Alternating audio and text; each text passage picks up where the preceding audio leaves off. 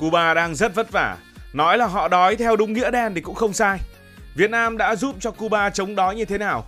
Từ những chuyến hàng viện trợ đến những chuyên gia nông nghiệp của nước ta đã xuất hiện ở Cuba, cách ta nửa vòng trái đất. Bởi vì cái thời này của Cuba đã không còn nữa. Cái thời mà em ạ, Cuba ngọt lịm đường, mía xanh đồng bãi biếc đồi nương, cam ngon, xoài ngọt vàng nông trại, ong lạc đường hoa rộn bốn phương. Để hiểu tại sao Việt Nam và Cuba lại thân thiết đến vậy dù cách nhau cả nửa vòng trái đất, ta phải quay ngược thời gian về những năm 60-70 của thế kỷ trước. Khi đó Việt Nam đang trong cuộc chiến tranh chống Mỹ, còn Cuba thì vừa trải qua cách mạng, đối mặt với cấm vận kinh tế khắc nghiệt, cũng từ Mỹ. Hai nước, dù ở hai châu lục khác nhau, lại tìm thấy điểm chung, đó là ý chí kiên cường và khát vọng tự do.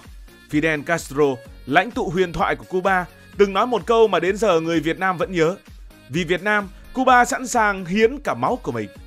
Thế rồi từ đó, tình bạn này được xây dựng trên những hành động cụ thể, không chỉ là những lời nói suông. Cuba gửi bác sĩ, gửi đường, gửi cả tình cảm chân thành đến Việt Nam trong lúc khó khăn nhất. Còn Việt Nam, khi đất nước dần ổn định, cũng không quên đáp lại người anh em bên kia đại dương. Và thứ mà Việt Nam gửi đi nhiều nhất, đáng nhớ nhất, cũng là điểm mạnh của Việt Nam, đó là gạo. Nói đến viện trợ gạo, không thể không nhắc đến những con số cụ thể và những câu chuyện đằng sau chúng. Hãy tưởng tượng, từ cảng Hải Phòng hay cảng Cát Lái ở Việt Nam, từng bao gạo trắng tinh được xếp lên tàu, vượt qua hàng nghìn km đại dương để đến với Cuba. Đây không chỉ là chuyện trao đổi hàng hóa, mà còn là biểu tượng của tình bạn, của sự sẻ chia. Một trong những lần viện trợ đáng nhớ nhất là vào năm 2021, khi đó Cuba đang chật vật vì đại dịch, cộng thêm cấm vận kinh tế kéo dài. Việt Nam quyết định gửi tặng 12.000 tấn gạo, một con số không hề nhỏ.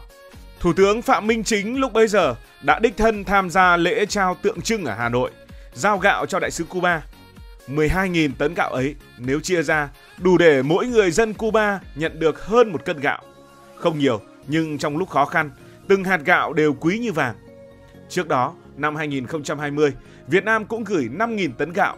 Lần này, lễ trao diễn ra ở cảng Hải Phòng, nơi mà những bao gạo được xếp chồng lên nhau, chở tàu sang Cuba. Đại sứ Cuba đứng đó nhận món quà và không quên nói lời cảm ơn bằng cả tiếng Việt. Xin cảm ơn Việt Nam. Nếu tính từ năm 2016 cho đến nay, không tính những năm trước đó, thì Việt Nam đã viện trợ cho Cuba tổng cộng hơn 40.000 tấn gạo qua nhiều đợt lớn nhỏ. Một số đợt tiêu biểu, ví dụ như năm 2016, 5.000 tấn gạo được chuyển đến cảng Santiago de Cuba. Lần này đặc biệt ở chỗ, lễ cảm ơn không diễn ra ở Việt Nam mà tại Havana, thủ đô của Cuba. Người dân Cuba còn tổ chức hẳn một buổi lễ để tri ân. Năm 2018, thêm 5.000 tấn nữa, lần này xuất phát từ cảng Hải Phòng. Tổng Bí thư Nguyễn Phú Trọng cam kết gửi gạo trong chuyến thăm Cuba và lời hứa được thực hiện ngay sau đó. Năm 2023, 1.200 tấn gạo từ cảng Cát Lái. Đây là món quà của Đảng, Nhà nước và nhân dân thành phố Hồ Chí Minh gửi đến Cuba như một cách để khẳng định dù ở đâu, Việt Nam cũng nhớ đến các bạn. Năm 2024 là 2 đợt liên tiếp. Đầu tiên là 1.650 tấn công bố trong cuộc họp Liên Chính phủ. Sau đó, Tổng Bí thư Tô Lâm sang thăm Cuba và thông báo tặng thêm 10.000 tấn. Tổng cộng năm đó là 11.650 tấn, một con số rất lớn và nó càng thể hiện tình cảm đậm sâu của Việt Nam với Cuba. Tính ra, nếu gom hết số gạo này lại, bạn có thể chất đầy rất nhiều những con tàu lớn. Và Việt Nam không chỉ gửi gạo sang Cuba, Việt Nam còn gửi nhiều vật phẩm, nhu yếu phẩm khác qua Cuba. Tình bạn còn được thể hiện qua nhiều cách khác và mỗi lần đều có những câu chuyện riêng. Ngoài gạo, Việt Nam hỗ trợ Cuba nhiều thứ. Năm 2021, trong lúc đại dịch hoành hành, Việt Nam đã gửi cả vật tư y tế, khẩu trang và máy móc chống dịch. Không có con số chính xác, nhưng báo chí Cuba bảo rằng số hàng này đủ để cứu hàng ngàn mạng sống. Ngược lại, Cuba từng gửi hàng trăm bác sĩ sang Việt Nam trong những năm chiến tranh và đến giờ vẫn hỗ trợ đào tạo y khoa. Tình bạn không chỉ là cho và nhận mà còn là có qua, có lại, đúng chất anh em. Nhưng nếu chỉ viện trợ Cuba gạo thì bạn sẽ không thể no mãi được. Việt Nam còn hỗ trợ Cuba trong việc phát triển nông nghiệp, không chỉ cho con cá mà còn cho cái cần câu. Nông nghiệp Cuba kém phát triển do đất đai không quá màu mỡ cho lúa nước, cộng với thiếu máy móc, nhiên liệu và kỹ thuật. Trong khi đó, Việt Nam là vựa lúa của thế giới, xuất khẩu hàng triệu tấn gạo mỗi năm. với kinh nghiệm trồng lúa từ đồng bằng sông Hồng đến đồng bằng sông Cửu Long. Vậy nên giúp Cuba phát triển nông nghiệp, đặc biệt là trồng lúa, vừa là cách để sẻ chia, vừa là cách để Cuba bớt phụ thuộc vào nhập khẩu, vì bạn cũng rất khó khăn. Hãy bắt đầu với một vài dự án lớn. Giai đoạn từ năm 2011 đến năm 2015, Việt Nam đã đầu tư 43 triệu đô la Mỹ để hỗ trợ Cuba phát triển sản xuất nông nghiệp. Con số này không nhỏ, nhất là với một quốc gia như Việt Nam thời bấy giờ. Các chuyên gia Việt Nam, những người đã quen với ruộng đồng, mưa nắng đã khăn gói sang Cuba.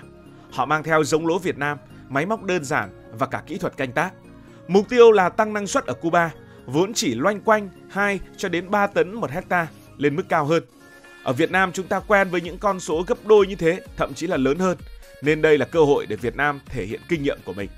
Dự án này được triển khai ở nhiều tỉnh của Cuba, nhưng tập trung nhất là vùng đồng bằng, ví dụ như là Stanley Spiritus. Các kỹ sư Việt Nam dạy người dân Cuba cách làm đất, gieo trồng, bón phân và tưới nước sao cho hiệu quả. Họ còn xây dựng hệ thống kênh mương nhỏ vì Cuba không có hệ thống thủy lợi bài bản như Việt Nam. Kết quả, đến năm 2015, một số cánh đồng đạt năng suất 5 tấn trên 1 hecta, con số mà người nông dân Cuba trước đó đúng là chỉ dám mơ và chỉ biết ước. Nhưng không phải mọi thứ đều suôn sẻ. Đất Cuba khô hơn, ít phù sa hơn so với Việt Nam, lại thêm vấn đề thiếu nhiên liệu cho máy móc. Dù vậy phải khẳng định lại một lần nữa, 43 triệu đô la Mỹ ấy không chỉ mang lại lúa mà còn đào tạo được hàng trăm nông dân và kỹ sư cho Cuba. Đây là nền tảng cho những dự án sau này. Nhưng câu chuyện cũng không chỉ có màu hồng. Sau năm 2015, dự án bắt đầu gặp khó khăn. Cuba rơi vào khủng hoảng năng lượng, thiếu nhiên liệu cho máy cày, máy gặt. Năng suất lại giảm dần còn 3 tấn trên 1 hecta. Rồi đến giữa năm 2023, dự án chính thức dừng lại. Phía Cuba nói rằng họ không đủ điều kiện để duy trì. Dù kết thúc buồn, nhưng những năm hợp tác đã mang lại hàng ngàn tấn lúa được thu hoạch và người dân Cuba học được cách trồng lúa bài bản hơn. Nhưng đừng buồn vì chuyện này, vì câu chuyện chưa hết. Sang năm 2024, Việt Nam mở ra một chương mới ở Pinar del Rio, tỉnh phía Tây của Cuba. Lần này không chỉ là chuyên gia, mà cả một công ty tư nhân Việt Nam cũng nhảy vào cuộc.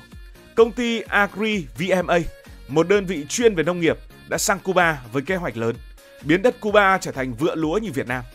Họ mang theo giống lúa lai CT16, loại lúa siêu năng suất từ Việt Nam, và bắt đầu canh tác trên 1.000 hecta.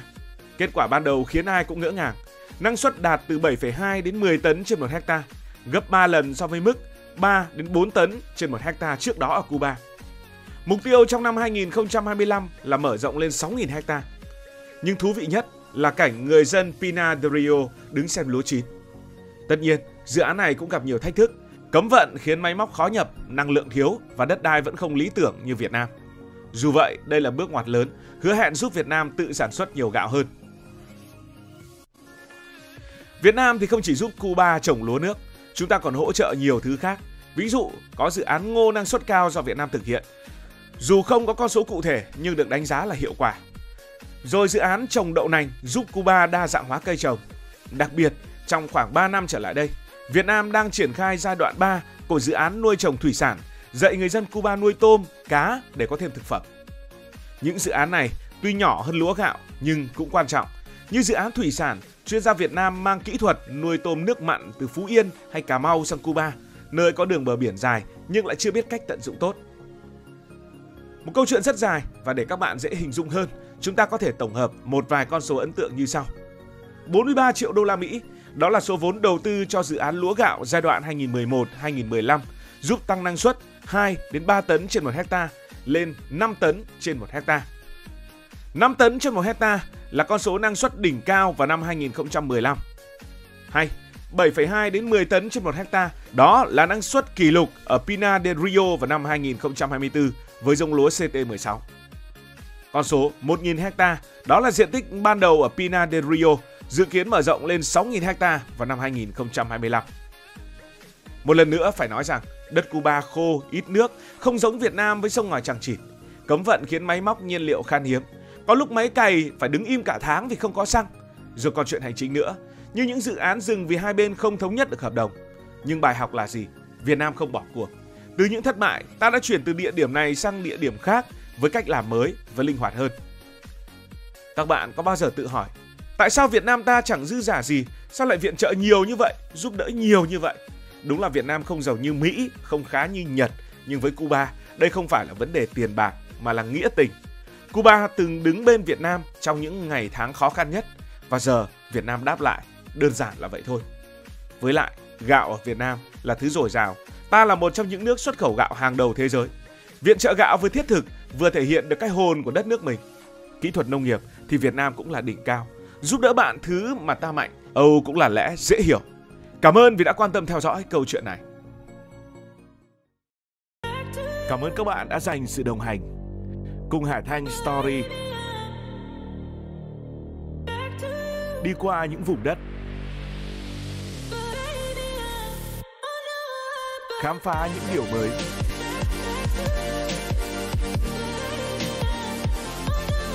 Đừng ngần ngại, hãy để lại những góp ý và xin được hẹn gặp lại.